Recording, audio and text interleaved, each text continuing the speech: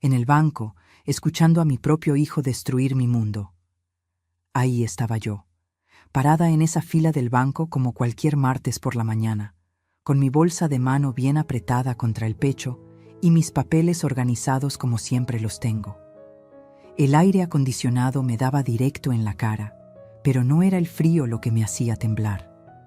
Era la voz que acababa de escuchar en la ventanilla de al lado. Una voz que conocía desde que era un susurro de bebé. Una voz que me había dicho «Te amo, mamá», miles de veces. Una voz que ahora estaba pidiendo $80,000 usando mi casa como garantía. Era Miguel, mi único hijo. Mi Miguel. Sí, señor, la casa está a nombre de mi madre, pero ella ya es mayor, ¿sabe? Yo manejo todos sus asuntos ahora, le decía al empleado bancario con esa seguridad que jamás había usado para defenderme a mí. Sentí como si alguien me hubiera arrancado el aire de los pulmones de un golpe. Como cuando era niña y me caía de la bicicleta, pero 1000 veces peor. Porque esta vez no era un raspón en la rodilla, era mi propio hijo clavándome una daga en el corazón.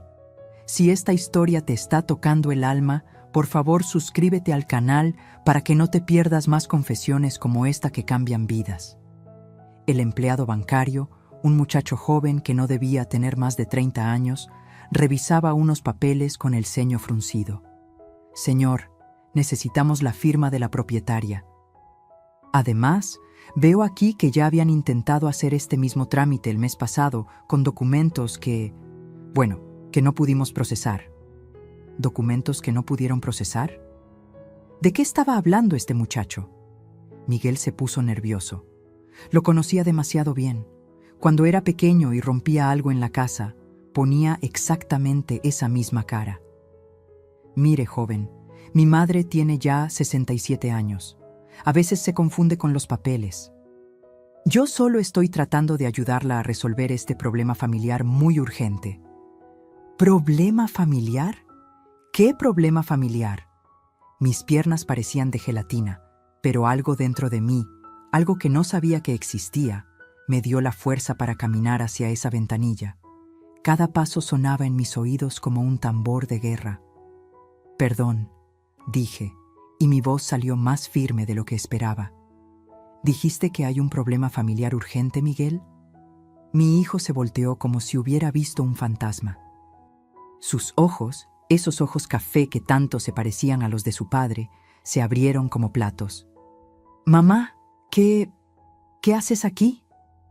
Vine a revisar mis cuentas, como hago cada martes desde hace 15 años. La pregunta es, ¿qué haces tú aquí pidiendo un préstamo con mi casa? El silencio que siguió fue ensordecedor. El empleado bancario nos miraba como si estuviéramos en una telenovela, y la verdad es que así me sentía. Como si mi vida se hubiera convertido en uno de esos dramas que veía en las tardes, solo que esta vez yo era la protagonista y el dolor era real. Miguel se aclaró la garganta y puso esa sonrisa que usaba cuando de niño había hecho una travesura. Mamá, puedo explicarte todo. Es que necesitamos el dinero para salvar el negocio. Es una inversión que nos va a devolver el triple en 6 meses. ¿Necesitamos? ¿De qué negocio hablas, Miguel? Y más importante, ¿desde cuándo mi casa es parte de tus necesidades? La gente en las otras filas había empezado a voltear. Podía sentir sus miradas clavadas en mi espalda, pero ya no me importaba. En ese momento, toda mi vida se había reducido a esa ventanilla, a ese mostrador de mármol frío, y a la cara de mi hijo que cada segundo se parecía menos al niño que había criado con tanto amor. Mamá, por favor, no hagas una escena aquí. Vamos a casa y hablamos. ¿Una escena? ¿Una escena, Miguel? Mi voz subió de tono sin que pudiera controlarlo. ¿Descubrir que mi único hijo está tratando de hipotecar la casa donde vivo, sin mi permiso, es hacer una escena? El empleado bancario carraspeó incómodo. Señora, ¿podría confirmarme si usted autorizó este trámite? Por supuesto que no lo autoricé. Las palabras salieron de mi boca como balas. Esta es mi casa. La construí ladrillo por ladrillo con mi difunto esposo. Cada centavo que pagamos por esa casa salió de nuestro sudor, de limpiar casas ajenas, de vender tortillas en la esquina, de trabajar 12 horas diarias durante 40 años. Miguel se puso rojo como un jitomate. Mamá, por favor. No, Miguel, no me digas por favor. Dime por qué. Dime por qué mi propio hijo está aquí, en este banco, tratando de jugar con lo único que tengo en este mundo. Dime por qué no tuviste los pantalones para hablar conmigo primero. Fue entonces cuando él dijo las palabras que se clavaron en mi alma como vidrios rotos. Porque es solo una casa vieja, mamá. Una casa vieja para una mujer que ya no la necesita tanto. Nosotros tenemos una familia que mantener, tenemos gastos, tenemos futuro. Tú ya viviste tu vida. El mundo se detuvo. Las voces del banco se volvieron un murmullo lejano. El aire acondicionado siguió soplando, pero yo ya no sentía frío.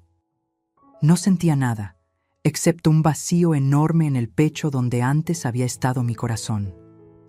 ¿Una casa vieja?, repetí en voz baja. ¿Una mujer que ya no la necesita? Miré a mi hijo, realmente lo miré, como si fuera la primera vez que lo veía.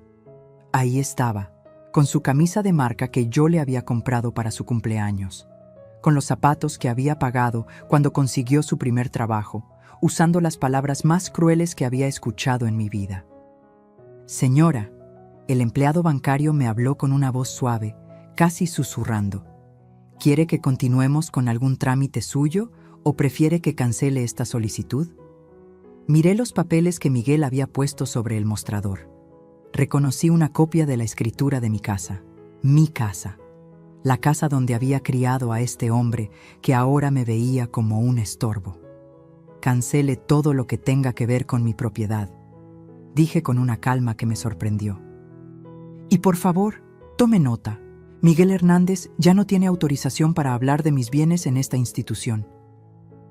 Miguel se quedó con la boca abierta. Mamá, no puedes hacer esto. Es tu familia. Soy tu hijo. Me volteé hacia él una última vez antes de irme. Traté de encontrar en sus ojos algo del niño que había sido, algo del joven que me había prometido cuidarme siempre. Pero lo único que vi fue a un extraño que compartía mi sangre. Si fueras mi hijo de verdad, le dije, nunca habrías venido aquí a mis espaldas. Un hijo real me hubiera hablado, me hubiera explicado, me hubiera pedido ayuda. Tú solo viniste a tomar lo que no te pertenece. Salí de ese banco sintiendo que había envejecido 10 años en 10 minutos. Pero también sentí algo que no esperaba. Una chispa de rabia que empezaba a encenderse en mi pecho. Una rabia que me acompañaría hasta mi casa y que cambiaría mi vida para siempre. Porque ese día descubrí que hay cosas peores que la soledad. Hay hijos que te ven como una herencia en vida, esperando que te hagas a un lado para que ellos puedan tomar lo que les conviene. Pero también descubrí algo más importante, que Elena Morales, a los 67 años, todavía tenía fuego en las venas. Y ese fuego estaba a punto de convertirse en un incendio que iba a quemar todas las mentiras que habían construido a mi alrededor. La guerra había comenzado. Solo que mi propio hijo no sabía que acababa de despertar a su peor enemigo. Parte 2. La casa de los recuerdos. Cada ladrillo de esta casa está empapado en lágrimas y sacrificios. El camino de regreso a mi casa nunca se me había hecho tan largo. Mis piernas temblaban con cada paso, pero no era por la edad. Era por la rabia que me subía desde el estómago hasta la garganta, como si fuera bilis amarga. Cuando llegué a mi portón verde, ese mismo portón que Roberto había pintado por última vez antes de morir, me quedé parada ahí por varios minutos, solo viendo mi casa, la casa que este hombre que llevaba mi sangre había llamado una casa vieja para una mujer que ya no la necesita. Toqué la pared de adobe con la palma de mi mano. Estaba tibia por el sol de la tarde, como siempre había estado. Como había estado ese día de 1978, cuando Roberto y yo pusimos el primer ladrillo. ¿Una casa vieja?, murmuré en voz alta. Esta casa tiene más historia y más corazón que tú, Miguel Hernández. Abrí la puerta y el olor me golpeó como una ola de recuerdos. Olor a canela del café de olla que había preparado esa mañana. Olor a las flores de bugambilia que crecían en el patio central. Olor a hogar, a vida vivida con amor y sacrificio. Caminé hasta mi cocina y puse la bolsa sobre la mesa de madera que Roberto había hecho con sus propias manos. Esa mesa donde habíamos desayunado juntos durante 30 años. Donde le había dado de comer a Miguel cuando era bebé. Donde habíamos contado el dinero, centavo por centavo, para comprar cada material de construcción. Me senté en mi silla favorita, la que está junto a la ventana que da al patio, y cerré los ojos. Pero no pude descansar. Los recuerdos llegaron como una avalancha. Recordé el día que Roberto llegó corriendo del trabajo, con sus manos llenas de tierra y cemento, gritando: «Elena, Elena, conseguí el terreno. Vamos a tener nuestra propia casa». Yo estaba embarazada de 6 meses de Miguel.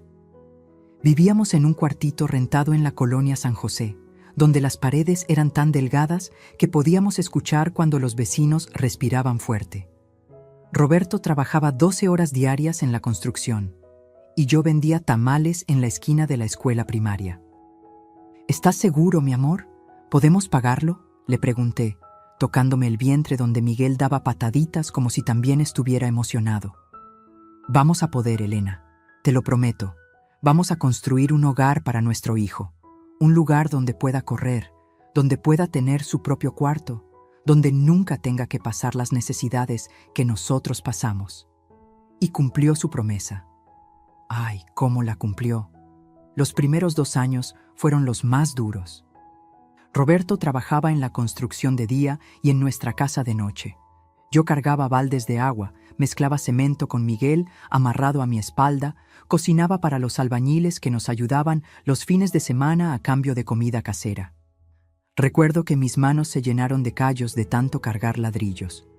Recuerdo las noches que Roberto llegaba tan cansado que se quedaba dormido con la ropa puesta, lleno de polvo y argamasa. Recuerdo cuando Miguel dio sus primeros pasos sobre el piso de cemento fresco que acabábamos de poner en la sala. «Mira, Elena», me decía Roberto mientras cargaba a nuestro hijo de 2 años. «Miguel va a crecer en su casa, va a tener raíces, va a saber que cuando uno trabaja con amor y honestidad, puede lograr todo lo que se proponga». Cada cuarto de esta casa tiene una historia. La recámara principal la terminamos cuando Miguel cumplió 5 años. El baño lo construimos vendiendo mis aretes de oro, los únicos que tenía, los que me había regalado mi madre para mi boda. La cocina la ampliamos cuando Roberto recibió su primer aguinaldo como maestro de obra. El patio central. ¡Ay! El patio central. Ahí fue donde Miguel aprendió a andar en bicicleta. Donde celebramos sus cumpleaños hasta que cumplió 15 años y ya no quiso fiestas de niño. Donde Roberto me enseñó a bailar cuando compramos nuestro primer radio. Donde sembramos el árbol de limón que ahora da sombra a toda la entrada. Me levanté de mi silla y caminé hacia ese patio. El árbol de limón seguía ahí, fuerte y frondoso, cargado de frutos. Lo toqué como Roberto me había enseñado a hacerlo, con cariño, agradeciendo que siguiera dándonos vida. «¿Sabes qué, arbolito?», le dije en voz alta, sintiéndome un poco loca, pero sin importarme.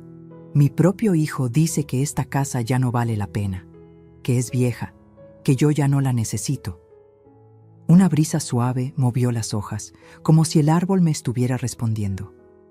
Como si me dijera: «Elena, tú sabes cuánto vales, tú sabes cuánto vale esta casa». Caminé por cada cuarto, tocando las paredes como si fueran viejos amigos. En el cuarto de Miguel, que ahora uso como costurero, todavía estaban algunos de sus dibujos pegados en la pared. Dibujos de cuando tenía 8 años, donde pintaba a nuestra familia, papá, mamá y él, parados frente a una casa con un árbol grande y un sol sonriente arriba. «Somos los más felices del mundo», había escrito con su letra de niño en uno de los dibujos. ¿En qué momento ese niño feliz se había convertido en el hombre que quería quitarme lo que más amaba? Regresé a la sala y me senté en el sillón donde Roberto solía ver las noticias de las 8. Desde ahí podía ver toda la casa, el patio con su árbol de limón, la cocina donde todavía guardaba sus platos favoritos, el pasillo donde colgaban las fotos de nuestros mejores momentos. Esta casa no valía solo los $350,000 que podría costar en el mercado actual. Esta casa valía 40 años de madrugadas, de domingos sin descanso, de centavos ahorrados uno por uno. Valía las lágrimas que derramé cuando Roberto se enfermó y tuvimos que empeñar la televisión para pagar sus medicinas. Valía las noches que me quedé despierta cosiendo ropa para vender, para poder pagar la luz y el agua. Valía cada "te amo, mamá", que Miguel me había dicho en estos mismos cuartos. Cada vez que lo consolé cuando tuvo pesadillas. Cada vez que le preparé su comida favorita cuando llegaba triste del colegio. Cada vez que lo cuidé cuando tuvo fiebre, caminando por estos mismos pisos durante noches enteras. Una casa vieja, repetí las palabras de Miguel, y por primera vez en el día no sentí ganas de llorar. Sentí rabia pura. Me levanté y fui a mi recámara. Saqué de mi cómoda una caja de zapatos que guardaba como mi tesoro más preciado. Adentro estaban todos los recibos, todas las facturas, todos los comprobantes de cada peso que habíamos gastado en esta casa durante 40 años. Recibos de los ladrillos, facturas del cemento, comprobantes de la pintura, de las puertas, de las ventanas, de las tejas del techo. Todo pagado con nuestro sudor, con nuestros sueños, con nuestro amor. Y en el fondo de la caja, envuelto en papel de seda amarillento, estaba el contrato original del terreno, el documento que decía que este pedacito de tierra le pertenecía a Elena Morales de Hernández y a Roberto Hernández García. Roberto ya no estaba, pero yo sí.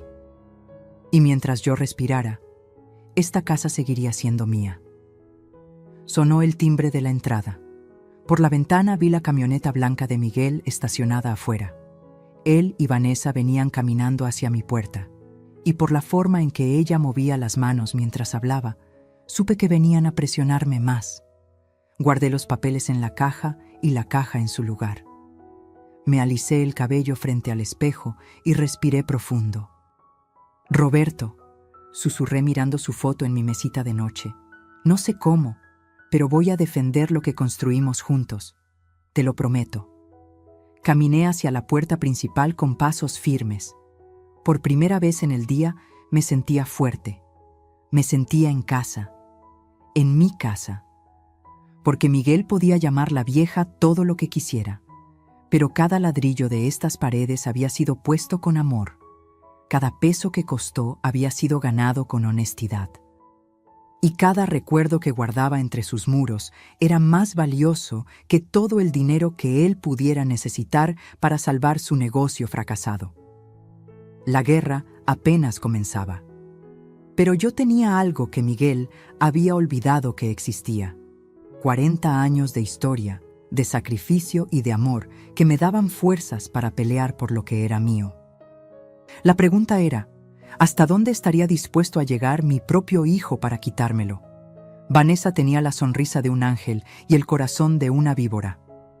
Abrí la puerta antes de que tocaran el timbre. Ahí estaban los dos. Miguel con cara de niño regañado y Vanessa con esa sonrisa perfecta que había aprendido a odiar en los últimos 5 años. «Hola, suegra», me dijo Vanessa con su voz melosa, como si nada hubiera pasado. Como si no acabara de enterarme de que mi propio hijo había tratado de hipotecar mi casa sin mi permiso. «Elena», la corregí secamente. «Mi nombre es Elena». Miguel se aclaró la garganta y entró sin que lo invitara. «Mamá, tenemos que hablar». «Sí, tenemos que hablar», respondí, cerrando la puerta más fuerte de lo necesario. «Tenemos que hablar de muchas cosas». Vanessa se sentó en mi sillón favorito, el que había sido de Roberto, sin siquiera preguntarme. Siempre hacía eso. Siempre tomaba lo que no le pertenecía como si fuera su derecho natural. «Mira, suegra». «Elena», se corrigió con esa sonrisa falsa. «Entiendo que te hayas molestado en el banco, pero todo tiene una explicación». «Ah, ¿sí? Pues me muero por escucharla», dije cruzándome de brazos. Miguel se sentó en el borde del sofá, con las manos entre las piernas, como cuando era adolescente y había hecho algo malo. Pero esta vez, Vanessa habló por él. Es que estamos pasando por una situación muy difícil, Elena. Nuestro negocio de importación está teniendo algunos problemas temporales. ¿Qué clase de problemas?, pregunté, aunque ya sospechaba la respuesta. Problemas de flujo de dinero, dijo Miguel finalmente. Hicimos algunas inversiones que no salieron como esperábamos. ¿Inversiones? ¿O apuestas? Disparé directo al grano. La sonrisa de Vanessa se tensó por primera vez. No son apuestas, Elena. Son inversiones legítimas en criptomonedas y en el mercado de futuros. ¡Criptomonedas! ¡Mercado de futuros! Palabras elegantes para decir que mi hijo había apostado el dinero de su familia como un borracho en un casino. ¿Y cuánto han perdido en esas inversiones?, pregunté. Miguel y Vanessa se miraron. Fue ella quien respondió, porque Miguel ya ni siquiera tenía pantalones para hablar por sí mismo. Hemos tenido algunas pérdidas, es cierto. Pero si conseguimos este préstamo, podemos recuperar todo y más. Es una oportunidad única, Elena. Si no la tomamos ahora, perdemos todo. ¿Todo? ¿Qué todo?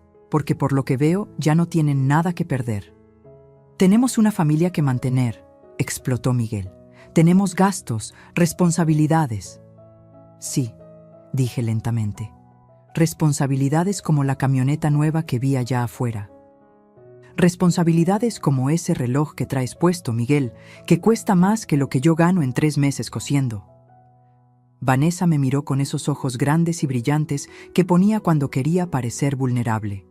Era su especialidad, hacerse la víctima. Elena, tú no entiendes lo que es tener una familia joven en estos tiempos. Los gastos de Sebastián, la escuela privada, sus clases de inglés, sus deportes, todo eso cuesta dinero. ¿Escuela privada? ¿Clases de inglés? Vanessa, yo crié a Miguel con lo que ganábamos vendiendo comida en la calle y salió adelante perfecto. ¿O no, Miguel? Mi hijo no me miró a los ojos. Esa fue la primera señal de que Vanessa había estado trabajando en su cabeza durante mucho tiempo.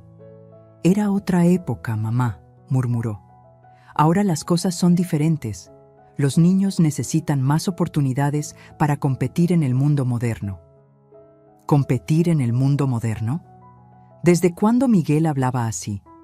¿Desde cuándo mi hijo, que había sido feliz jugando fútbol descalzo en la calle, pensaba que su hijo necesitaba escuelas caras para ser feliz? Vanessa se inclinó hacia adelante, con esa expresión de preocupación fingida que había perfeccionado. Elena, te voy a ser muy honesta contigo. Si no conseguimos este dinero en las próximas 2 semanas, vamos a perder el negocio. Y si perdemos el negocio... Se detuvo y se llevó las manos a la cara, como si fuera a llorar.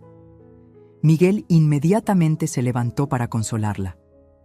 Si perdemos el negocio, continuó con voz quebradiza, vamos a tener que mudarnos, lejos, muy lejos de aquí. Ahí estaba. La amenaza velada, la manipulación más cruel que existe, usar a un nieto como arma emocional. ¿Qué estás diciendo exactamente, Vanessa? Estoy diciendo que mi hermano tiene un negocio en Texas. Él nos ha ofrecido trabajo allá, pero tendríamos que irnos. Todos. Miguel, yo y Sebastián. Mi corazón se detuvo. Sebastián. Mi nieto. El único nieto que tenía. El único pedacito de Roberto que me quedaba en este mundo. No pueden hacerme eso, susurré. No queremos hacerlo, Elena, dijo Miguel, tomando la mano de su esposa. Por eso estamos aquí. Por eso te estamos pidiendo ayuda. No me están pidiendo ayuda, respondí, encontrando mi voz otra vez. Me están chantajeando. Me están diciendo que si no les doy mi casa, me van a quitar a mi nieto. No es chantaje, protestó Vanessa. Es la realidad. Si no tenemos dinero, no podemos quedarnos aquí. Es así de simple. ¿Y por qué mi casa tiene que ser la solución a sus problemas? Vanessa suspiró, como si estuviera hablando con una niña tonta. Porque es la única propiedad de valor que tiene la familia, Elena. Es la única forma de conseguir el dinero que necesitamos rápidamente. la única propiedad de valor que tiene la familia, repetí lentamente. ¿Desde cuándo mi casa pertenece a la familia, Vanessa? Bueno, técnicamente, comenzó, pero Miguel la interrumpió. Mamá, eres mi madre. Eres la abuela de Sebastián. Somos familia. Se supone que las familias se apoyan entre sí. Las palabras me dolieron más que una bofetada, porque tenía razón, pero también estaba completamente equivocado. Miguel, dije despacio, cuando tenías 8 años y te enfermaste de pulmonía, tu papá y yo empeñamos nuestros anillos de matrimonio para pagar el hospital. Cuando tenías 15 años y querías ir en el viaje de la escuela, trabajé limpiando oficinas 3 meses extra para darte el dinero. Cuando te casaste, vendí mis aretes de oro para ayudarte con la fiesta. Miguel bajó la cabeza. Siempre, siempre te he apoyado, pero siempre me han pedido las cosas. Nunca, jamás han venido a tomar lo que es mío sin preguntarme. Es que sabíamos que ibas a decir que no, murmuró Vanessa. ¿Y por qué pensaban que iba a decir que no? Porque Vanessa me miró como si fuera obvio. Porque las personas mayores siempre tienen miedo de los riesgos. Porque no entienden las oportunidades modernas de inversión. Ahí estaba otra vez. La condescendencia. La forma en que me hablaba como si fuera una viejita senil que no entendía el mundo. ¿Oportunidades modernas de inversión? Vanessa, ¿sabes cuánto dinero tengo ahorrado en el banco? Se encogió de hombros. No mucho, supongo. $45,000. ¿Sabes de dónde salió ese dinero? De vender tamales durante 10 años después de que murió Roberto. De coser vestidos de quinceañera los fines de semana. De rentar mi cuarto de costura a la vecina cuando necesita espacio para sus fiestas. Los ojos de Vanessa se iluminaron como si hubiera visto un tesoro. Elena, ¿por qué no dijiste que tenías tanto dinero ahorrado? Con eso podemos... No, la interrumpí. Con eso no pueden nada. Ese dinero es para mi vejez, para mis medicinas, para mis emergencias. Pero mamá, Miguel se levantó. Si inviertes ese dinero con nosotros, en un año podrías tener $120,000. O podría tener $0. No va a pasar, dijo Vanessa con esa seguridad arrogante. Es una inversión garantizada. Me reí. Fue una risa amarga, pero me reí. ¿Garantizada? Como estaba garantizado que no iban a perder el dinero que ya perdieron, ¿verdad? Vanessa se puso de pie, y por primera vez desde que la conocía, vi su verdadera cara. No había dulzura, no había vulnerabilidad. Solo había una mujer fría y calculadora que veía a la gente como cajeros automáticos. Elena, me dijo con una voz completamente diferente. Entiendo que tengas miedo. Entiendo que no confíes en nosotros. Pero tienes que pensar en Sebastián. ¿Qué tiene que ver Sebastián en esto? Sebastián necesita estabilidad. Necesita que su papá tenga un trabajo, que su familia tenga un hogar. Si no nos ayudas, vas a ser responsable de que tu nieto crezca lejos de ti, sin conocer a su abuela, sin tener esas raíces familiares que tanto valoras. Era chantaje emocional en su forma más pura. Y lo peor era que Miguel estaba ahí, parado como un idiota, dejando que su esposa me manipulara con su propio hijo. Así que es mi culpa, dije lentamente. No es culpa de nadie, respondió Vanessa. Es solo la realidad. Tú tienes el poder de mantener unida a esta familia, o de separarla para siempre. Me quedé en silencio por un largo momento. Los miré a los dos.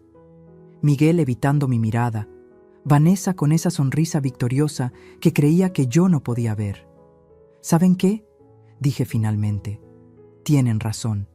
Soy una persona mayor. Soy de la generación pasada. No entiendo las inversiones modernas. Vanessa sonrió más ampliamente, pensando que había ganado. Pero sí entiendo una cosa, continué. Entiendo cuando alguien me está mintiendo, y ustedes dos me han estado mintiendo desde que llegaron aquí. La sonrisa de Vanessa se desvaneció. No les voy a dar mi casa. No les voy a dar mis ahorros. ¿Y si realmente planean llevarse a Sebastián lejos de mí, solo porque no les doy el dinero que quieren, entonces no son la familia que yo creía que eran? Miguel finalmente me miró. Mamá. No, Miguel, ya hablaste demasiado, o mejor dicho, ya dejaste que ella hablara demasiado por ti. Me dirigí hacia la puerta y la abrí. Creo que ya terminamos de hablar por hoy. Vanessa se puso de pie y su máscara de dulzura había desaparecido completamente. Elena, estás cometiendo un error muy grande. El error lo cometí hace 5 años cuando permití que entraras en esta familia sin conocerte realmente. Se fueron sin decir más. Pero antes de subirse a la camioneta, Vanessa se volteó hacia mí con una sonrisa fría. Espero que no te arrepientas de esta decisión, me gritó desde la calle. No era una advertencia, era una amenaza. Cerré la puerta y me recargué contra ella. Mi corazón latía tan fuerte que pensé que me iba a dar un infarto, pero también sentía algo que no había sentido en años, la certeza absoluta de que había tomado la decisión correcta. Vanessa había mostrado su verdadera cara. Miguel había mostrado su cobardía. Y yo había mostrado que Elena Morales, a los 67 años, todavía sabía defenderse. Pero mientras caminaba hacia mi cocina para prepararme un té que calmara mis nervios, no podía quitarme de la cabeza las últimas palabras de Vanessa. Porque conocía a mi nuera lo suficiente para saber que cuando decía algo así, no era una amenaza vacía. Era el anuncio de una guerra que apenas estaba comenzando. Usaron a mi nieto como arma contra mi corazón. Los días que siguieron a esa confrontación fueron los más silenciosos que había vivido desde que murió Roberto. Pero no era un silencio de paz. Era un silencio que me comía las entrañas, lleno de una angustia que nunca había sentido antes. Miguel no me llamó, Vanessa tampoco. Y lo peor de todo, no había visto a Sebastián. Mi nieto venía a visitarme todos los jueves después de la escuela. Era nuestra tradición desde que cumplió 5 años. Yo le preparaba su merienda favorita, quesadillas con jamón y un vaso de chocolate caliente, y él me contaba todo lo que había aprendido esa semana. Después hacíamos la tarea juntos en la mesa de la cocina, la misma donde yo había ayudado a su papá cuando tenía la misma edad. Pero ese jueves, Sebastián no llegó. Esperé hasta las 7 de la noche, con las quesadillas listas y el chocolate caliente ya frío. Cada vez que escuchaba un carro en la calle, mi corazón saltaba pensando que era él. Pero no vino. El viernes tampoco vino, ni el sábado. Para el domingo ya no podía más. Tomé el teléfono y marqué el número de Miguel. Sonó 5 veces antes de que contestara. «¿Mamá? Miguel, ¿dónde está Sebastián? ¿Por qué no ha venido a verme?» Un silencio largo, tan largo que pensé que se había cortado la llamada. «Mamá, Sebastián está bien, está aquí con nosotros». No te pregunté si estaba bien, te pregunté por qué no ha venido a visitarme. Es que... Bueno, mamá, Vanessa y yo hemos estado pensando que quizás no es buena idea que Sebastián pase tanto tiempo allá. Sentí como si me hubieran clavado un cuchillo en el pecho. ¿Cómo que no es buena idea? Es que últimamente has estado muy estresada, muy alterada. No queremos que Sebastián se confunda o se asuste con las discusiones familiares. Las palabras salieron de mi boca como balas. ¿Yo estoy alterada? ¿Yo estoy estresada? Miguel, ¿tú viniste a hipotecar mi casa sin mi permiso y yo soy la que está alterada?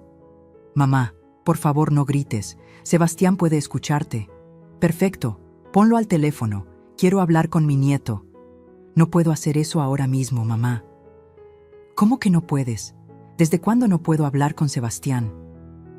Desde que decidiste ser egoísta y no ayudar a tu propia familia cuando más te necesitábamos. Las palabras me golpearon como una cachetada. Egoísta. Mi propio hijo me había llamado egoísta por no entregarles mi casa. Miguel, mi voz se quebró. ¿Sabes cuántas veces en tu vida te dije que no?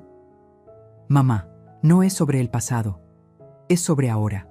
Es sobre ser una abuela que piensa en el futuro de su nieto. ¿Y qué tiene que ver el futuro de Sebastián con hipotecar mi casa? Tiene que ver con todo. Su voz subió de tono. Si perdemos el negocio, vamos a tener que mudarnos. Sebastián va a tener que cambiarse de escuela, dejar a sus amigos, empezar de cero en otro lugar.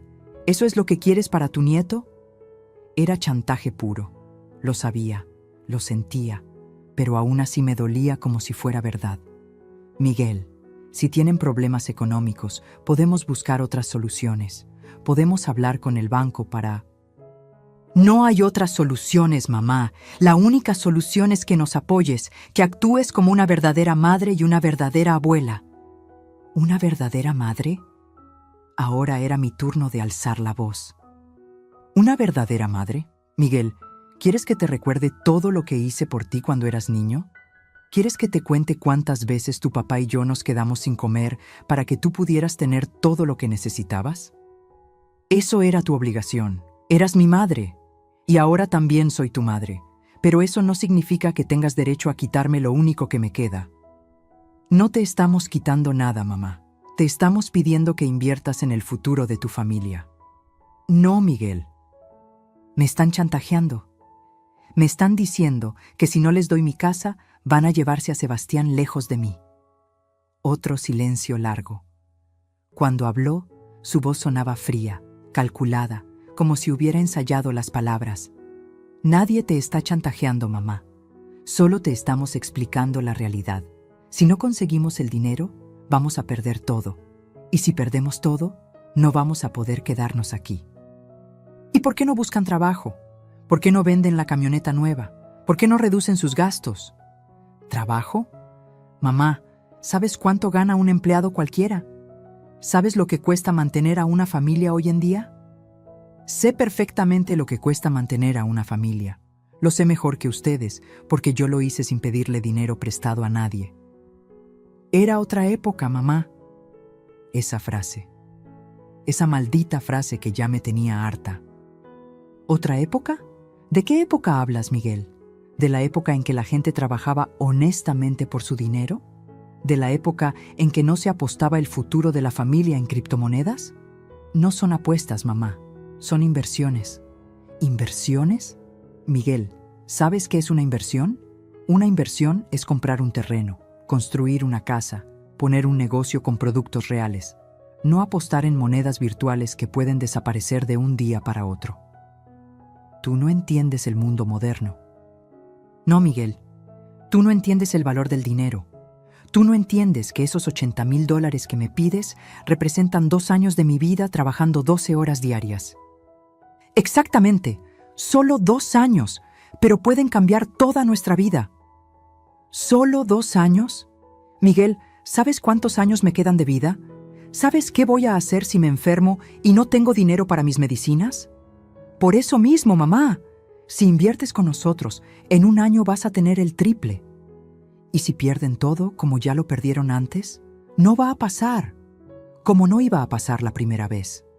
La conversación se había convertido en una discusión a gritos. Por primera vez en mi vida, mi hijo y yo estábamos peleando como enemigos. Mamá, su voz cambió, se volvió más suave, más manipuladora. Piensa en Sebastián. ¿De verdad quieres que crezca lejos de su abuela? ¿Quieres que se acuerde de ti como la abuela que prefirió su dinero antes que su familia? Ahí estaba, el golpe final. Usar a mi nieto como arma emocional. No uses a Sebastián para chantajearme, Miguel. No es chantaje, es la realidad. Si nos ayudas, Sebastián va a crecer aquí, cerca de ti, conociendo a su abuela, aprendiendo de ti. Si no nos ayudas, si no te ayudo, ¿qué? ¿Van a desaparecer de mi vida? Van a tener que empezar una nueva vida en otro lugar. ¿Y nunca más voy a ver a mi nieto? Bueno, mamá, Texas está muy lejos, y con un niño pequeño, viajar es complicado. Me senté en el piso de la cocina. Literalmente, mis piernas no me sostenían más. Era como si toda mi energía se hubiera escapado de mi cuerpo de una vez. Miguel, susurré, ¿realmente eres capaz de quitarme a mi nieto si no te doy el dinero? No te estamos quitando nada, mamá. Solo te estamos explicando las consecuencias de tu decisión. Las consecuencias de mi decisión y las consecuencias de sus decisiones, las consecuencias de apostar el dinero de su familia, las consecuencias de no buscar trabajo honesto. Mamá, ya no podemos hablar contigo. Estás muy alterada. Claro que estoy alterada. Mi propio hijo me está chantajeando. Llámanos cuando estés más calmada y dispuesta a ser razonable. Y colgó. Me quedé ahí sentada en el piso de mi cocina, con el teléfono en la mano, llorando como no había llorado desde el funeral de Roberto. ¿Ser razonable? ¿Ser razonable era entregar mi casa para que ellos siguieran apostando dinero que no era suyo? ¿Ser razonable era permitir que me chantajearan con mi propio nieto? Los siguientes días fueron un infierno. No dormía, casi no comía, y cada vez que sonaba el teléfono corría a contestar, pensando que podía ser Sebastián, pero nunca era él. Una semana después, doña Carmen, mi vecina, me trajo noticias que me partieron el alma. Elena, me dijo mientras tomábamos café en mi cocina, vi a tu nieto ayer en el parque. Mi corazón se aceleró. ¿Cómo estaba? ¿Se veía bien? Se veía triste, mija, muy triste. Le pregunté por ti y me dijo que su papá le había dicho que estabas enferma, que por eso no podía visitarte. ¿Enferma? ¿Le habían dicho a Sebastián que yo estaba enferma? ¿Qué más te dijo? Me preguntó si era cierto que las abuelas se enferman cuando sus nietos no las visitan. Le dije que no, que las abuelas se enferman cuando están tristes y que seguramente tú estabas triste porque no lo veías. Sebastián pensaba que yo estaba enferma por su culpa.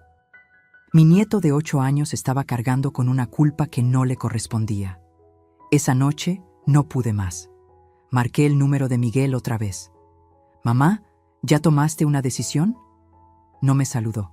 No me preguntó cómo estaba. Solo me preguntó si ya había decidido darles el dinero.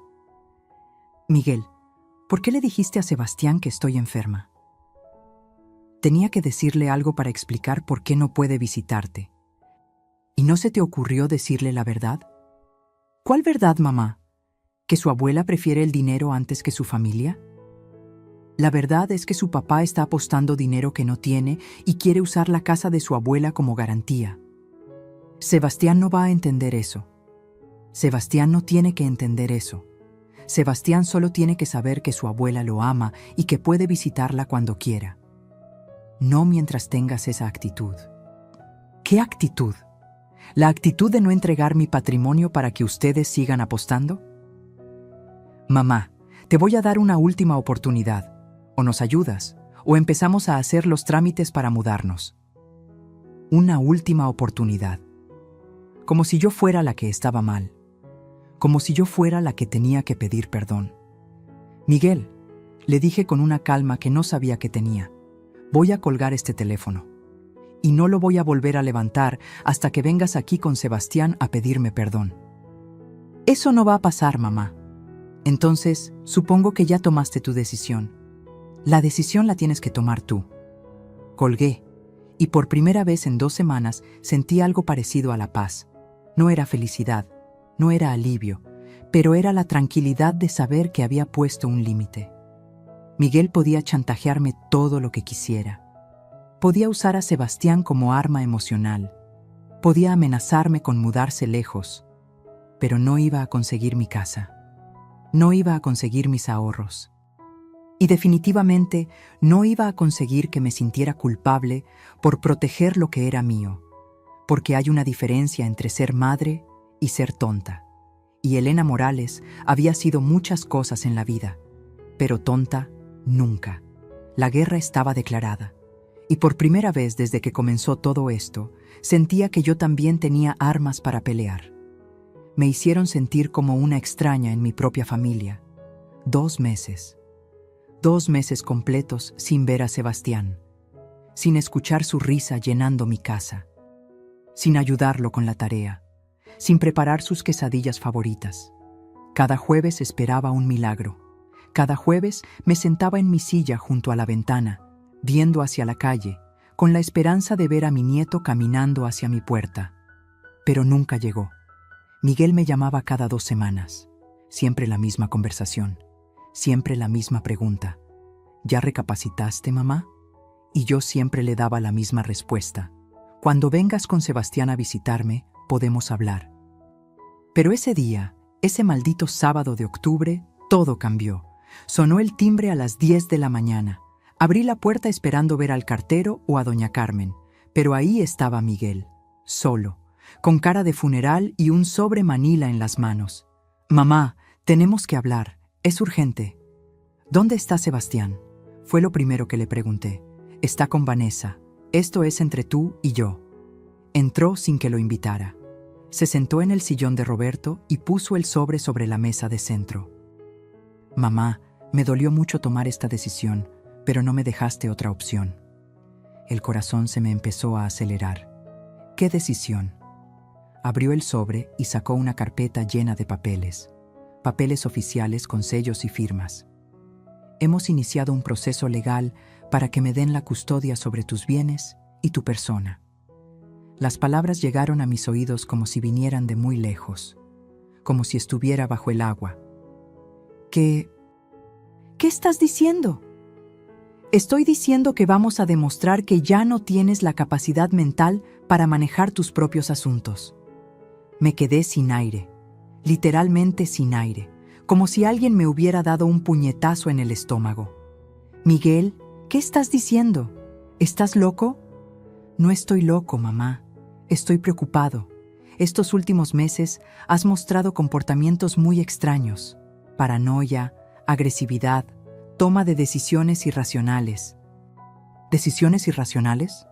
¿Como no entregarles mi casa para que sigan apostando dinero?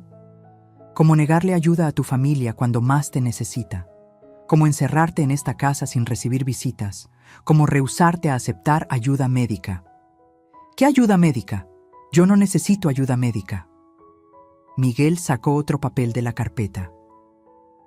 «Aquí está la evaluación de la doctora Ramírez. Ella dice que has mostrado signos de deterioro cognitivo y cambios de personalidad consistentes con demencia senil temprana». «¿Qué doctora Ramírez? Yo nunca he hablado con ninguna doctora Ramírez». «Mamá, por favor, no hagas esto más difícil. La doctora Ramírez me consultó sobre tu comportamiento después de que le conté lo que había pasado en el banco.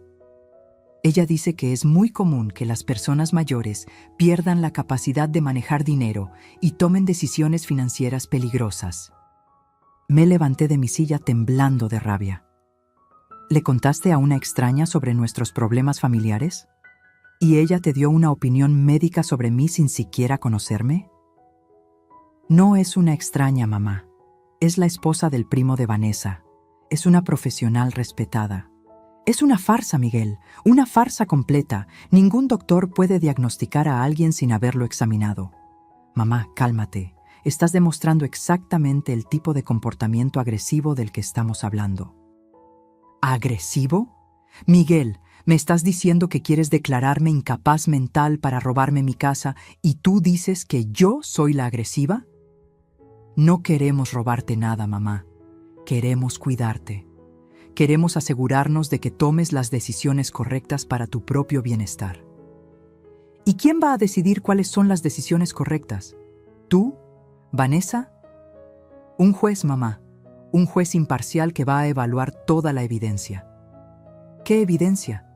Miguel sacó más papeles de la carpeta. Mi corazón se hundió más con cada hoja que veía. «Tenemos testimonios de vecinos que dicen que has estado comportándote de manera extraña, que hablas sola en el patio, que a veces gritas sin razón. Hablo con el árbol de limón, el árbol que sembró tu papá. ¿Desde cuándo es un crimen recordar a los muertos?». «Mamá, ¿no escuchas lo que estás diciendo? Hablar con un árbol no es normal». «¿Y qué más dice tu evidencia? Tienes facturas sin pagar, cuentas bancarias que no has revisado en meses, medicamentos vencidos en tu botiquín». Cada palabra era una mentira y una puñalada al mismo tiempo. «Miguel, todas mis facturas están al día.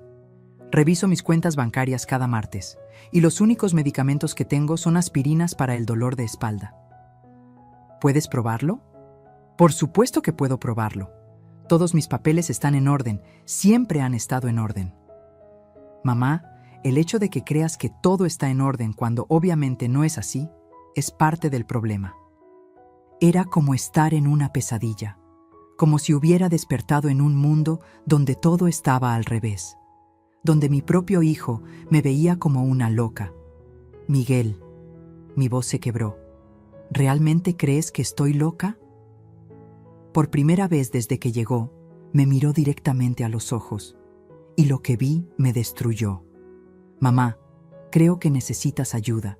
Creo que estos últimos meses has estado tomando decisiones que no son buenas para ti, y creo que si alguien no interviene, vas a terminar lastimándote. ¿Lastimándome cómo?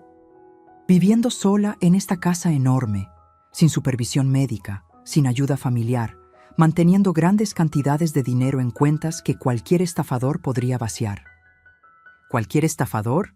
¿Como ustedes? No somos estafadores, mamá, somos tu familia. Todo lo que queremos es ayudarte. Ayudarme dándome mi casa. Ayudarte gestionando tus bienes de manera responsable. Ayudarte a tomar decisiones financieras inteligentes. ¿Y quién va a vivir en mi casa mientras ustedes gestionan mis bienes? Miguel se quedó callado. Esa fue toda la respuesta que necesité. Ya veo. Ustedes van a vivir aquí. Van a vender mi casa. Van a usar mi dinero. Pero todo es por mi propio bien, ¿verdad? Mamá, tienes 70 años. Tengo 67. Tienes 67 años. No puedes vivir sola para siempre. Es mejor que hagamos estos arreglos ahora, cuando puedes entender lo que está pasando, que esperar hasta que sea demasiado tarde. ¿Demasiado tarde para qué? Para que puedas participar en las decisiones sobre tu futuro. Era el chantaje emocional más cruel que había escuchado en mi vida. Me estaba diciendo que si no les entregaba mi casa voluntariamente ahora, me la iban a quitar por la fuerza después. Miguel, susurré, ¿sabes lo que me estás haciendo? Te estoy cuidando. No, me estás humillando, me estás tratando como si fuera una niña tonta que no sabe lo que quiere. Mamá, me estás diciendo que mi propio hijo, el niño que crié con tanto amor, que eduqué, que apoyé en cada momento de su vida, ahora piensa que soy una vieja loca que necesita supervisión. Y no pienso que seas loca. Entonces, ¿qué piensas? Miguel se quedó en silencio por un largo momento. Cuando habló, su voz sonaba cansada. Pienso que eres una mujer obstinada que prefiere su orgullo antes que el bienestar de su familia. Esas palabras me dolieron más que todas las demás juntas, porque por primera vez Miguel no estaba fingiendo preocupación. Estaba diciendo lo que realmente pensaba de mí. ¿Así me ves? ¿Como una mujer obstinada? Te veo como una mujer que está tomando decisiones emocionales en lugar de decisiones racionales. ¿Y la decisión racional sería entregarles mi casa? La decisión racional sería confiar en tu familia. ¿Confiar en ustedes para qué? ¿Para que apuesten mis 40 años de trabajo en criptomonedas? Miguel cerró la carpeta y se puso de pie. Mamá, el proceso legal ya comenzó. En 2 semanas vas a tener que presentarte ante un juez para una evaluación psicológica completa. ¿Y si el juez determina que estoy perfectamente cuerda? Entonces podrás seguir tomando tus propias decisiones. ¿Y si determina que no? Miguel me miró con una expresión que nunca había visto antes. Una mezcla de lástima y determinación. Entonces Vanessa y yo nos mudaremos aquí para cuidarte. La casa se pondrá a nombre de un fideicomiso que yo voy a administrar. Y todas tus decisiones financieras importantes tendrán que ser aprobadas por mí. Era mi sentencia de muerte en vida. Era perder todo lo que había construido y convertirme en una prisionera en mi propia casa. ¿Y Sebastián? ¿Qué pasa con Sebastián? ¿Él va a saber que su abuela fue declarada incapaz mental? ¿Va a saber que ustedes me quitaron mi casa? Sebastián va a saber que su abuela está enferma y que su familia la está cuidando como se debe. ¿Enferma de qué, Miguel? enferma de no darles lo que quieren? Miguel caminó hacia la puerta. Antes de salir, se volteó hacia mí una última vez. Mamá, todavía puedes evitar todo esto. Todavía puedes aceptar nuestra ayuda voluntariamente. Todavía podemos ser una familia normal. Una familia normal no chantajea a sus ancianos con procesos legales falsos.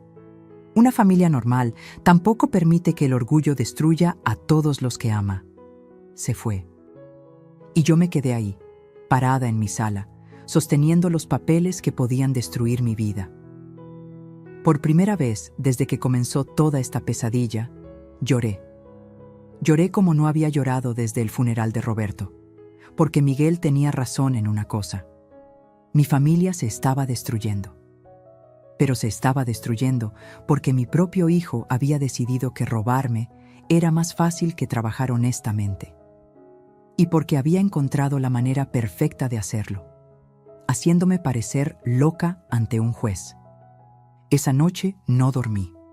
Me quedé despierta leyendo cada papel, tratando de entender cómo mi vida se había convertido en esta pesadilla legal. Pero también entendí algo más. Si Miguel pensaba que me iba a rendir sin pelear, no conocía realmente a su madre. Elena Morales había sobrevivido a la pobreza, a la muerte de su esposo, a 40 años de trabajo duro. No iba a dejarse destruir por su propio hijo, sin importar cuánto lo amara. La guerra había escalado. Pero yo también tenía algunas cartas que jugar. Mientras ellos creían que me habían vencido, yo reunía las pruebas de su traición. Después de que Miguel se fue con sus papeles y sus amenazas legales, me quedé sentada en mi sala durante horas, simplemente mirando al vacío. Pero en algún momento de esa noche larga y desesperante, algo cambió dentro de mí. No iba a ser la víctima indefensa que Miguel y Vanessa esperaban que fuera. Si querían pelear en los tribunales, les iba a dar la pelea de sus vidas. A la mañana siguiente, hice algo que no había hecho en más de 40 años. Me arreglé como si fuera a una ocasión especial, tomé mis ahorros del banco y salí a buscar ayuda profesional. La primera parada fue el bufete de abogados de la avenida principal, un edificio elegante, con oficinas que me intimidaron desde el momento en que entré. La recepcionista me miró de arriba a abajo, evaluando mi ropa sencilla y mi bolsa gastada. ¿En qué podemos ayudarla, señora? Necesito un abogado que se especialice en casos de familia. Mi hijo está tratando de declararme incapaz mental para quitarme mi casa. Me dieron una cita para 3 semanas después. 3 semanas que no tenía. La consulta costaba $500 solo por escucharme. Salí de ahí sintiéndome más pequeña de lo que había entrado. Pero cuando regresaba a mi casa, me crucé con doña Carmen en la esquina. Ella estaba platicando con una mujer joven que no conocía. «¡Elena!», me gritó doña Carmen. «Ven acá, quiero presentarte a alguien». La mujer joven se acercó con una sonrisa genuina. Tendría unos 35 años. Llevaba un traje sencillo pero elegante y tenía unos ojos inteligentes que me dieron confianza inmediata. «Soy Cristina Morales», me dijo, extendiéndome la mano. «Abogada. Y curiosamente, también soy Morales, como usted». Doña Carmen nos interrumpió con entusiasmo. «Cristina es la hija de mi comadre Rosa. ¿Te acuerdas de Rosa, Elena? La que vendía elotes en el parque. Su hija se recibió de abogada hace 5 años y tiene su propio despacho aquí en el barrio». «¿Aquí en el barrio?», pregunté sorprendida. «Así es», confirmó Cristina. «Abrí mi oficina precisamente para ayudar a gente de la comunidad que no puede pagar los honorarios de los bufetes grandes. Mi mamá me contó que siempre soñó con que yo ayudara a familias como la nuestra». Doña Carmen me guiñó el ojo. «Elena tiene algunos problemitas legales. Su hijo se está portando muy mal con ella». Cristina me miró con atención. «¿Quiere que hablemos? Mi oficina está a 3 cuadras y la consulta es gratuita para vecinos». 1 hora después, estaba sentada en una oficina pequeña pero acogedora, contándole a Cristina toda la historia desde el principio. Ella tomaba notas sin interrumpirme, asintiendo de vez en cuando, y haciendo preguntas precisas que me mostraron que entendía perfectamente lo que estaba pasando. Elena, me dijo cuando terminé de hablar, lo que su hijo está haciendo se llama abuso financiero de adultos mayores. Es un delito y también es motivo suficiente para que cualquier juez deseche su petición de custodia. Pero él tiene papeles, tiene testimonios de vecinos. ¿Ha visto esos testimonios? No. Solo me dijo que los tenía. Cristina sonrió por primera vez desde que empezamos a hablar. Elena, permíteme explicarte algo sobre los procesos legales. No basta con decir que tienes pruebas. Tienes que mostrar pruebas reales, verificables, que puedan ser examinadas por la otra parte y por el juez. ¿Y la doctora que supuestamente me diagnosticó sin conocerme? Eso es mala praxis médica. Ningún doctor ético da un diagnóstico sin examinar al paciente. Y ningún juez serio aceptará esa evaluación como evidencia. Por primera vez en semanas, sentí que podía respirar completamente. Pero necesitamos nuestras propias pruebas, continuó Cristina. Necesitamos demostrar que usted está perfectamente cuerda, que maneja sus finanzas responsablemente y que su hijo está intentando manipular el sistema legal para robarle su patrimonio. ¿Cómo hacemos eso? Primero, vamos a pedirle una evaluación psicológica completa con un neuropsicólogo certificado. Segundo, vamos a reunir todos sus documentos financieros para demostrar que está al día con todas sus obligaciones. Y tercero, se detuvo y me miró con una expresión casi conspiratoria. Tercero, vamos a investigar la verdadera situación financiera de Miguel y Vanessa, porque tengo la sospecha de que están en problemas mucho más grandes de los que le han dicho. Salí de esa oficina sintiéndome como una mujer nueva. Por primera vez desde que empezó toda esta pesadilla, tenía un plan. Durante los siguientes días, seguí las instrucciones de Cristina al pie de la letra. Me hice la evaluación psicológica, que resultó, como era de esperarse, completamente normal. Organicé todos mis documentos financieros. Conseguí cartas de referencia de mis vecinos, de mi banco, de mi doctor. Pero también hice algo que Cristina no me había pedido específicamente. Empecé a investigar a Miguel y Vanessa. Comencé por lo obvio.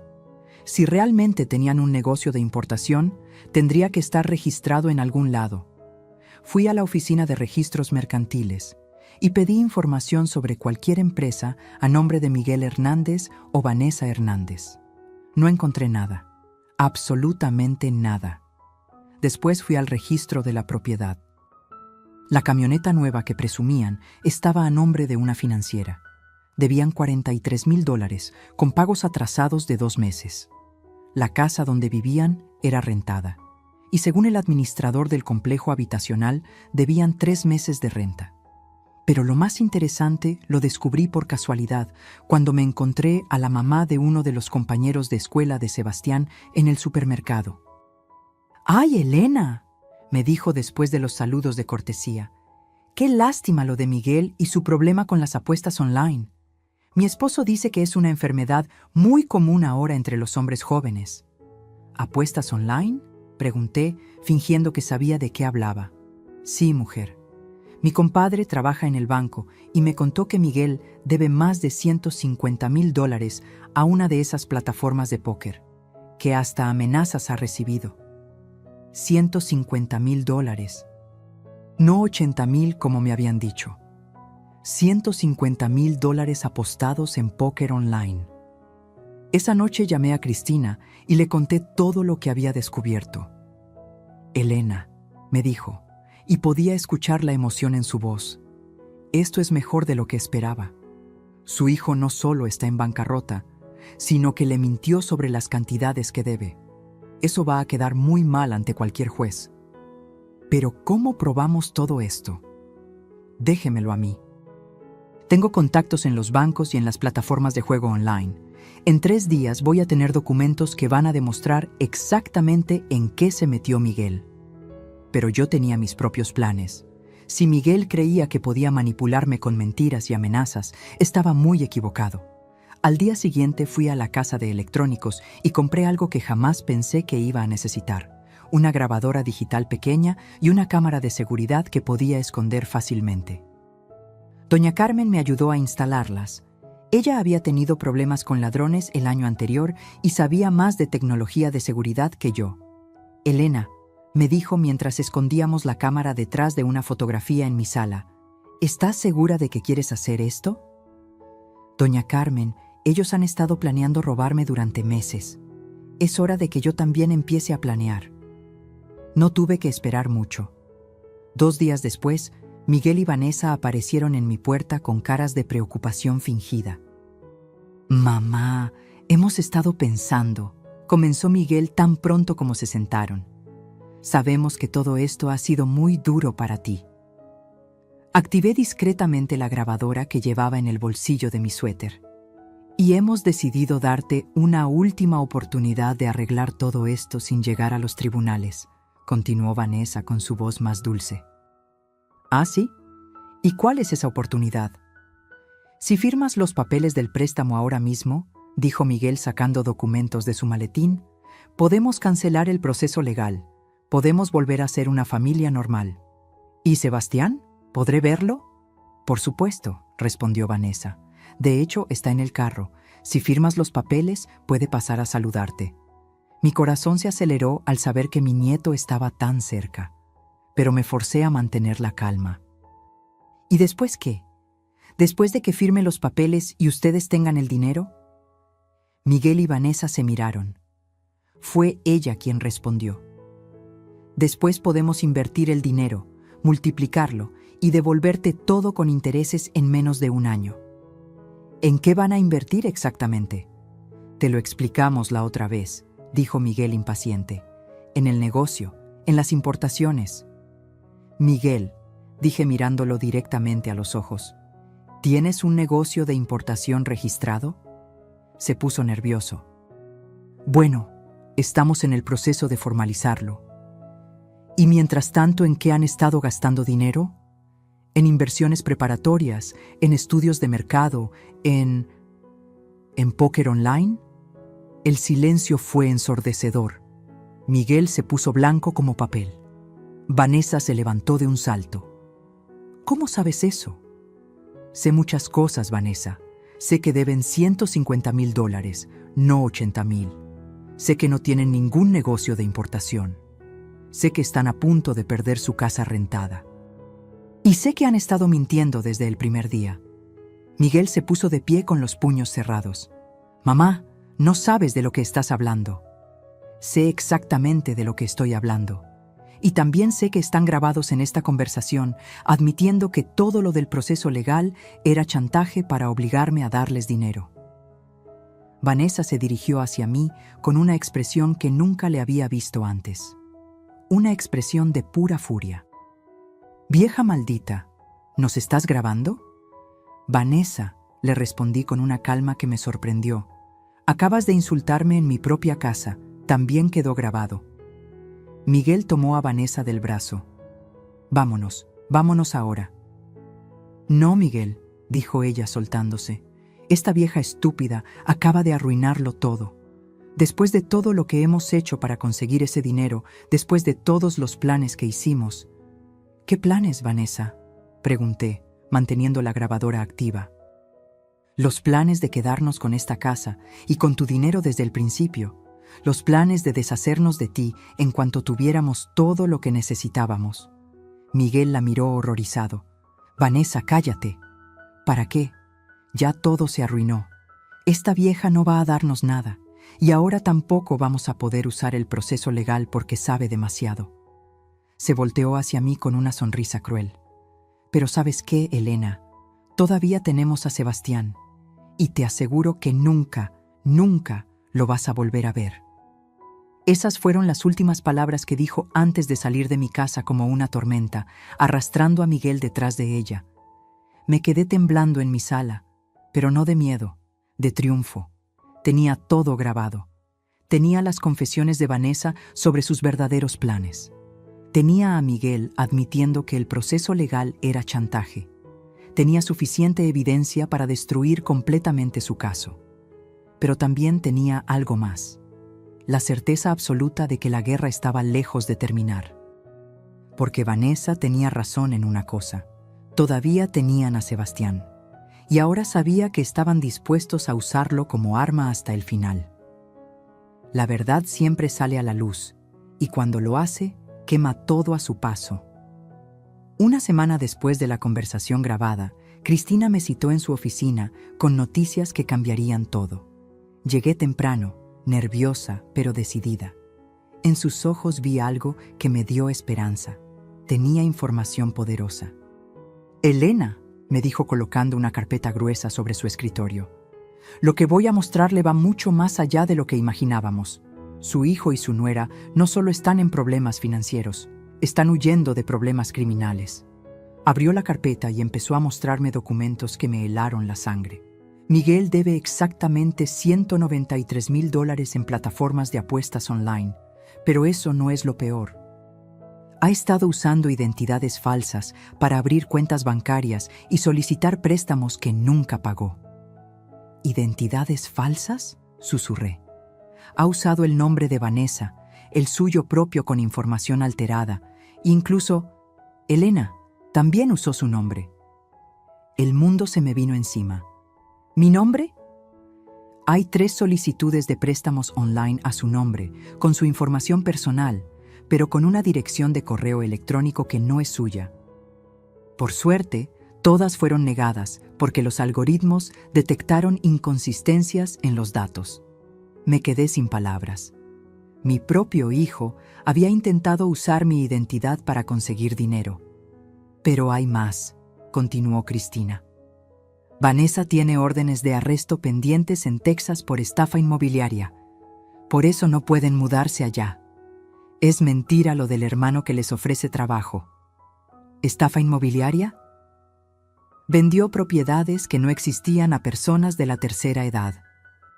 Estafó a 15 familias por un total de $200,000 antes de huir a México.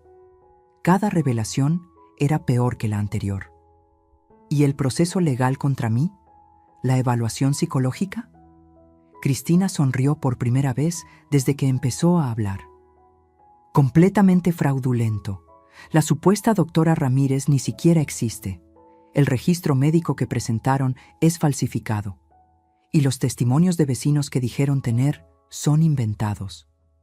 ¿Cómo puedes estar tan segura? Porque hablé con todos sus vecinos personalmente. Doña Carmen me ayudó. Todos dicen lo mismo, que usted es la mujer más sensata y responsable del barrio, que mantiene su casa impecable, que paga todas sus cuentas a tiempo, que nunca ha mostrado ningún signo de confusión mental. Por primera vez en meses, sentí que podía respirar completamente. Cristina, ¿qué significa todo esto? Significa que vamos a destruir completamente su caso. Pero más importante, significa que podemos presentar una demanda penal contra ellos por abuso financiero de adultos mayores, fraude e intento de estafa. ¿Y Sebastián? La expresión de Cristina cambió. Ahí es donde necesitamos ser muy cuidadosos. Sebastián está siendo usado como rehén emocional, lo cual también es una forma de abuso. Pero debemos manejar esto de manera que no le cause más trauma del que ya ha sufrido. ¿Qué propones? Vamos a organizar una reunión familiar. Pero no va a ser la reunión que Miguel y Vanessa esperan. Va a ser una confrontación donde vamos a presentar todas las pruebas que tenemos, con autoridades presentes. Mi corazón se aceleró. ¿Autoridades? Un detective especializado en delitos financieros y un trabajador social especializado en protección de menores. Vamos a poner todas las cartas sobre la mesa de una vez. Salí de esa reunión sintiéndome como una mujer diferente. No era solo el alivio de saber que tenía razón desde el principio, era la sensación de poder que viene de tener la verdad de tu lado. Cristina organizó la reunión para el viernes siguiente. Le dijo a Miguel que era una última oportunidad de resolver todo amigablemente antes de que el caso fuera a los tribunales. Él aceptó inmediatamente, probablemente pensando que finalmente me habían vencido. El viernes llegó como una tormenta. Miguel y Vanessa aparecieron en mi casa a las 2 de la tarde, con Sebastián esperando en el carro como siempre. Mi corazón se partió al ver a mi nieto ahí afuera, pero sabía que todo esto era por él. «Mamá», dijo Miguel tan pronto como entraron, «esperamos que hayas recapacitado. Ya no podemos seguir con estas peleas familiares». «Tienes razón, Miguel. Ya no podemos seguir así». Vanessa me miró con desconfianza. «Elena, ¿eso significa que vas a firmar los papeles? Significa que es hora de que hablemos con la verdad». En ese momento sonó el timbre. Miguel y Vanessa se miraron confundidos cuando fui a abrir la puerta. Cristina entró seguida por 2 personas que no habían esperado ver: el detective Ramírez y la licenciada Sánchez, del Departamento de Protección a Menores. «¿Qué está pasando aquí?», preguntó Miguel poniéndose pálido. «Lo que está pasando», dijo Cristina con voz firme, «es que vamos a hablar sobre abuso financiero de adultos mayores, fraude de identidad y uso de menores para chantaje emocional». Vanessa se levantó de un salto. «Esto es una trampa». «No es una trampa», respondí con calma. «Es justicia». El detective Ramírez se presentó mostrando su placa. «Miguel Hernández, Vanessa Hernández, tenemos algunas preguntas sobre sus actividades financieras recientes». Miguel tartamudeó. No entiendo de qué están hablando».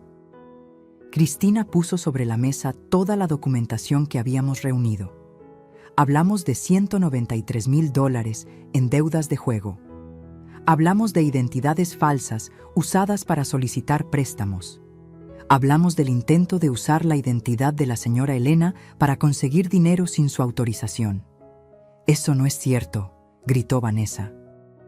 «¿No es cierto que tienes órdenes de arresto en Texas por estafa inmobiliaria?», preguntó el detective mirándola directamente. El silencio que siguió fue ensordecedor. Vanessa se puso blanca como papel.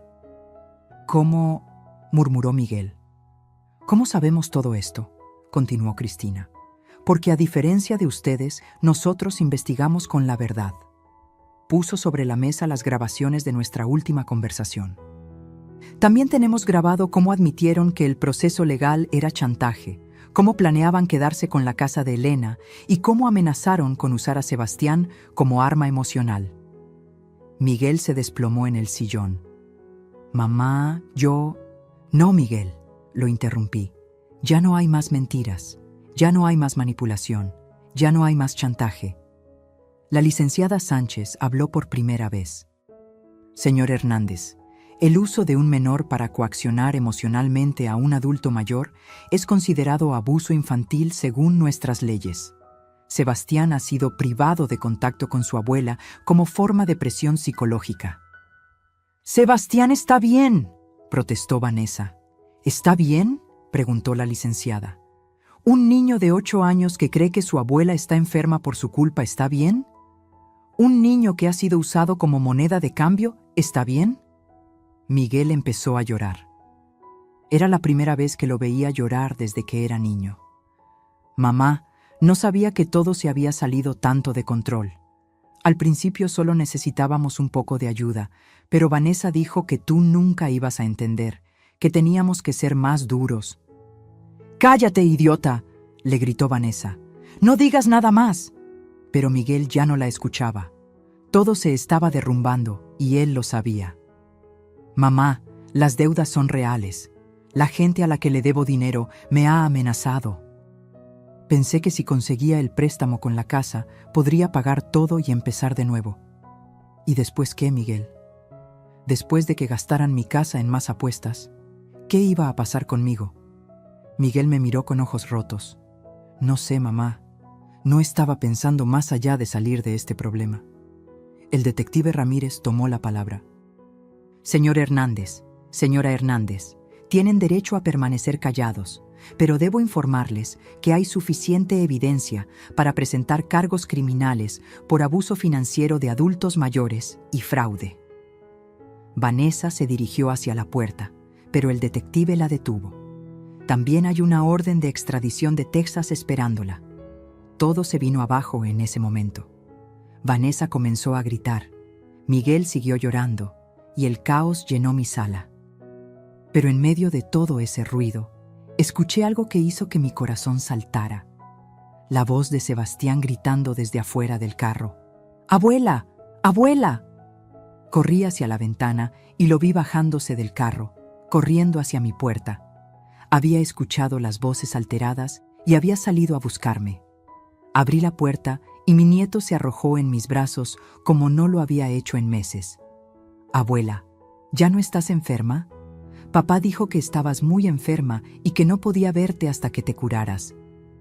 Abracé a Sebastián con todas mis fuerzas, sintiendo sus lágrimas mojar mi blusa. No, mi amor, la abuela nunca estuvo enferma. La abuela solo estaba triste porque no podía verte. ¿Y ya no vas a estar triste? Miré hacia mi sala, donde Miguel estaba siendo arrestado y Vanessa gritaba amenazas al aire. No, mi cielo, la abuela ya no va a estar triste. Por primera vez en meses, era verdad. Porque aunque mi familia se estaba destruyendo, la verdad había salido a la luz. Y la verdad, por dolorosa que fuera, me había liberado.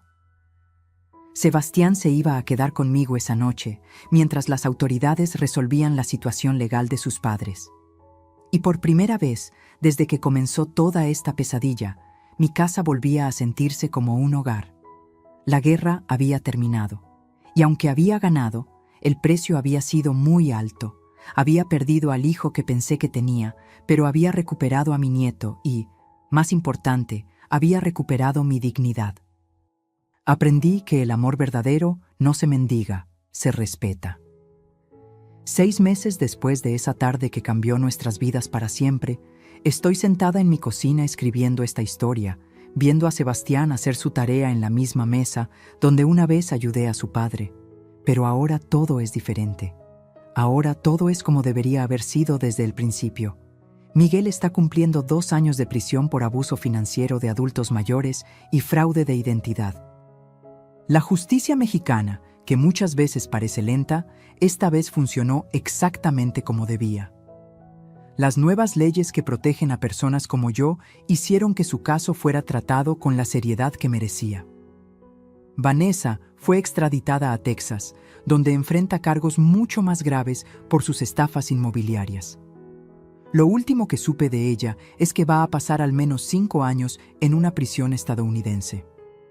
Parte de mí se siente mal por ella, pero la parte más sabia de mí sabe que algunas personas no cambian hasta que enfrentan las consecuencias reales de sus acciones.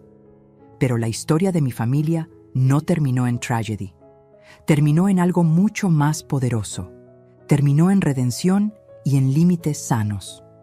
Sebastián ahora vive conmigo de manera permanente. La trabajadora social determinó que era lo mejor para él, considerando la inestabilidad emocional y los problemas legales de sus padres. Al principio pensé que sería demasiado para mí criar a un niño de 8 años a los 67, pero resultó ser exactamente lo que necesitábamos los dos. Mi nieto llegó a esta casa asustado, confundido, cargando con culpas que no le correspondían. Los primeros meses fueron difíciles. Tenía pesadillas. Me preguntaba constantemente si su papá estaba bien, si su mamá iba a regresar. Pero poco a poco, con mucha paciencia y mucho amor, logré que entendiera que nada de lo que había pasado era su culpa. Abuela, me dijo una noche mientras cenábamos, ¿por qué papá hizo cosas malas? Porque a veces los adultos toman decisiones equivocadas cuando tienen miedo, mi amor.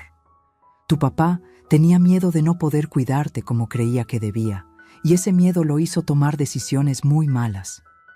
¿Pero tú nunca vas a tomar decisiones malas conmigo? Sebastián, te voy a decir algo que espero que nunca olvides. Las personas que te aman de verdad jamás te van a usar para lastimar a otros. El amor verdadero protege, no chantajea. Cristina siguió ayudándome durante todo el proceso legal, pero también se convirtió en algo más que mi abogada. Se convirtió en mi amiga, en la hija que nunca tuve. Viene a visitarnos los domingos y Sebastián la adora. Ella me ayudó a establecer un fideicomiso legal que garantiza que mi casa y mis ahorros estarán protegidos y que Sebastián tendrá seguridad económica cuando cumpla 25 años. Elena, me dijo el domingo pasado mientras tomábamos café en el patio, ¿alguna vez te arrepientes de haber peleado tan duro? Jamás, le respondí sin dudar. Aprendí que hay una diferencia enorme entre ayudar a alguien y permitir que te usen. Miguel necesitaba ayuda, pero lo que quería era que yo pagara las consecuencias de sus malas decisiones. Miguel me escribe cartas desde la prisión. Al principio, las tiraba sin leerlas. Estaba demasiado dolida, demasiado traicionada. Pero hace 3 meses decidí leer una, y me alegro de haberlo hecho. En esa carta, por primera vez en años, reconoció completamente lo que había hecho. No había excusas, no había justificaciones. Solo una disculpa sincera y la promesa de que cuando saliera de prisión iba a ganar de vuelta mi confianza paso a paso, si es que yo le daba la oportunidad. Mamá, escribía, entiendo si nunca me perdonas, entiendo si no quieres que Sebastián me vea cuando salga, pero quiero que sepas que estos meses en prisión me han ayudado a ver lo que realmente perdí. No perdí dinero, no perdí oportunidades de negocio. Perdí a la mejor madre del mundo y casi pierdo a mi hijo por mi egoísmo y mi cobardía. Le respondí esa carta. Le dije que el perdón no era algo que se pidiera, sino algo que se ganaba con acciones. Que si realmente quería ser parte de nuestras vidas otra vez, tenía que demostrar que había cambiado, no solo prometerlo. Miguel, le escribí, eres mi hijo y siempre lo serás. Pero la próxima vez que entres en mi casa, va a ser como un invitado que ha ganado el derecho de estar aquí. No como alguien que puede tomar lo que se le antoje porque llevamos la misma sangre. También le puse reglas muy claras. Tendría que estar sobrio completamente. Tendría que tener un trabajo estable. Tendría que someterse a terapia psicológica. Y más importante, tendría que aceptar que Sebastián se iba a quedar conmigo. Que su función como padre iba a ser de apoyo, no de autoridad, hasta que demostrara ser digno de esa responsabilidad. Diputados +1. Algunos familiares me dijeron que estaba siendo muy dura, que era mi hijo, que las familias se perdonan, que todo el mundo merece una segunda oportunidad. Claro que merece una segunda oportunidad, les respondía. Pero una segunda oportunidad no significa que las cosas vuelvan a ser como antes. Significa que tiene la oportunidad de construir algo nuevo y mejor. Porque eso fue lo que aprendí de toda esta experiencia. Que el amor sin límites no es amor, es dependencia emocional. Que ayudar a alguien a evitar las consecuencias de sus malas decisiones no es bondad, es complicidad. Y que a veces, la cosa más amorosa que puedes hacer por alguien es decirle no. Sebastián está floreciendo. Sus calificaciones mejoraron. Tiene amigos nuevos y, lo más importante, tiene estabilidad. Sabe que cuando llega de la escuela voy a estar aquí. Sabe que cuando tiene problemas puede hablar conmigo sin que use sus palabras para manipular a otros. Sabe que es amado incondicionalmente, pero que también hay reglas y límites que se respetan. La casa se siente viva otra vez. Hay ruido de niño, hay risas, hay esperanza, pero también hay algo que nunca había tenido antes. Hay respeto. Sebastián sabe que esta es mi casa, que él vive aquí porque yo lo permito y lo deseo, no porque tenga derecho a estar aquí. Y lejos de hacerlo sentir inseguro, eso lo hace sentir más protegido. Abuela, me dijo anoche mientras le leía un cuento antes de dormir, cuando sea grande, ¿voy a poder cuidarte como tú me cuidas a mí? Mi amor, le respondí, cuando seas grande, vas a cuidar de tu propia familia, y yo voy a estar orgullosa de verte ser el hombre bueno que sé que vas a ser. ¿Pero siempre vas a ser mi abuela?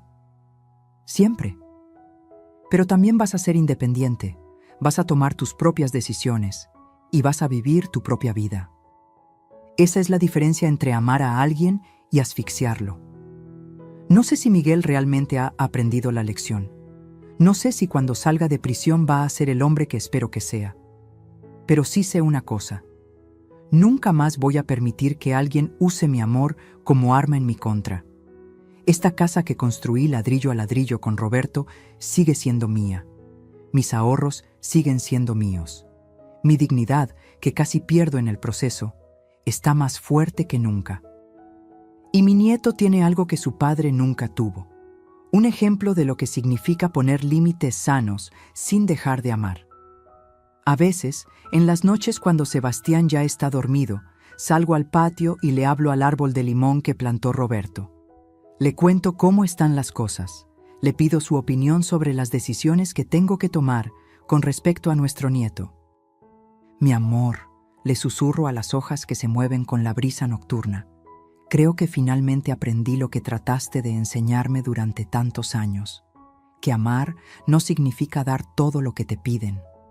Significa dar lo que realmente necesitan, aunque no les guste. Y sé que Roberto estaría orgulloso de mí.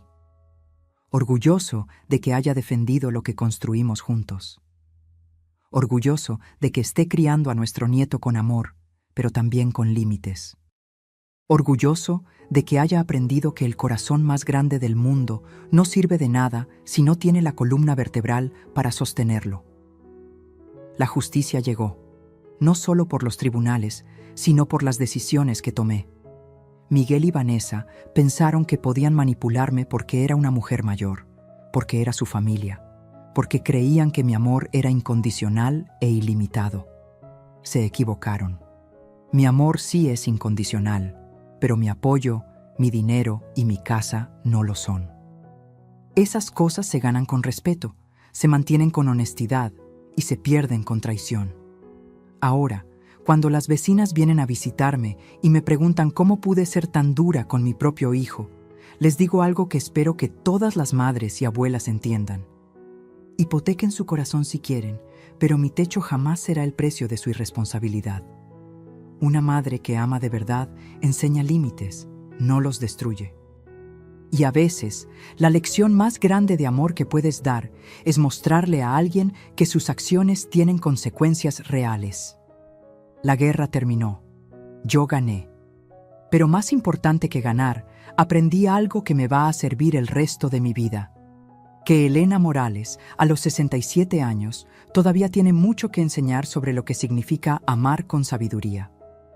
Si esta historia tocó tu corazón, si te hizo reflexionar sobre los límites en tu propia familia, si te dio fuerza para defender lo que es tuyo, déjame saber en los comentarios. Cuéntame desde qué parte del mundo estás leyendo esto. Y si alguna vez has tenido que elegir entre mantener la paz familiar y mantener tu dignidad. Dale like a este video, suscríbete al canal para más historias de vida como esta, y recuerda, el amor verdadero no se mendiga, se respeta. Y a veces, decir no es el acto de amor más grande que puedes hacer.